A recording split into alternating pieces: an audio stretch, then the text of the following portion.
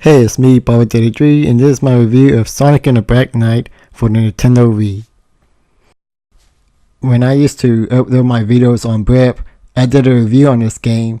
Looking back on it, I felt like I could have done a whole lot better, so this is pretty much a second opportunity for me to review this game. And I also felt like I was a bit too negative, mainly because I felt like I was being too positive of a reviewer. So I felt like I need to get a negative review out there. But in this round, I got more positive things to say.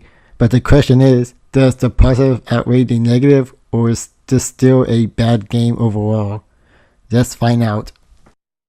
Sonic and the Black Knight is actually a direct sequel to Sonic and the Secret Rings, and these two games are known as the Sonic Storybook series, where they put Sonic the Hedgehog in any storybook setting. So far, there's only 2 games in the Storybook series, this being the last one.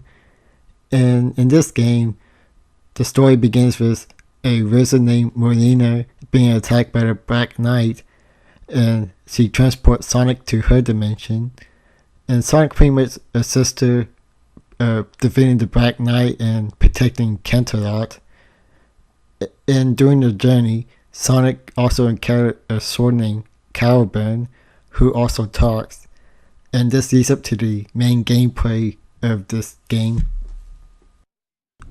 Now, there is a difference between Sonic and the Secret Rings and Sonic and the Black Knight when it comes to controlling and playing as Sonic.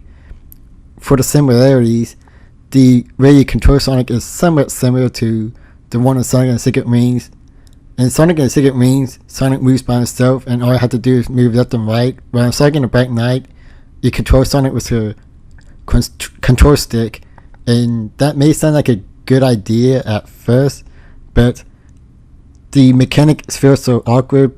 I mean, if you didn't know this was a prequel to Sonic and the Secret Rings, you probably expect to control Sonic really easily, but the problem is moving left to right can be a bit difficult, though not impossible. And even though it uses a control stick, it's still got the same physics as Sonic and the Secret Rings, which can be confusing for those who are new to the Storybook series. Now, Sonic's main method of attack is, of course, the sword that you're seeing right there, and that's pretty much your only attack. Even though Sonic does have a homing attack, it doesn't really hurt the enemies at all, which is pretty confusing and pretty strange in a Sonic game. Sonic also has a sword gauge ability. When activated, either when he's on the ground or in midair, Sonic can lock onto enemies and destroy them much easier. Now, this does not provide a more powerful attack, it's an easier way to defeat your opponent, and that kind of eases into my first complaint, is that this game is, well, the game mechanic is pretty simple. Now, granted, every Sonic game has simple mechanics, and simple attacks. Like in the first Sonic games in the Genesis, you pretty much just jump on the enemies and spin dash. And even in the 3D towers, your main attack is the homing attack, but there's also other things to do, other obstacles to pretty much accomplish, and different enemies that needs a little bit of different strategy. Now, in Sonic and the Black Knight, pretty much every obstacle and mission is pretty much the same for the most part. I mean, every enemy is just defeat by slashing a sword. Every obstacle, swinging a sword, and pretty much that's this entire game in a nutshell. It says swing the sword, and of course you swing the sword by using the remote. And although I don't really complain about motion controls, this is probably one of the few games where my arm got tired pretty much playing this game. And keep in mind, the other games I played that require lots of motion controls is Punch Out Wii and the new Donkey Kong Jungle Beat, with the new play control. That requires a lot of motion controls, and I never really got tired, mainly because those games provided some fun and a bit of strategy, while this one, all you gotta do is swing and get to the goal. There are also 3 more playable characters in this game. You cannot get them till near the end of the game, but they're all pretty optional anyways. They pretty much play similar to Sonic, but also like Sega's way of adding each of these characters special abilities, like Shadow or Lancelot in this case, ability to use Chaos Control, Knuckles or Sir Gain, ability to use Glide, and Sir Percival, aka Blaze, and her use of pyrokinesis. You can also go to a blacksmith to upgrade your character.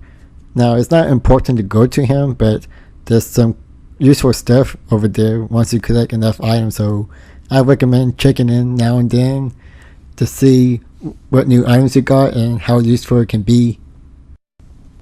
Now, the story I'm a bit mixed on because at one point they are not taking it too seriously, cracking jokes here and there, and in another part it's probably more dramatic than it needs to be.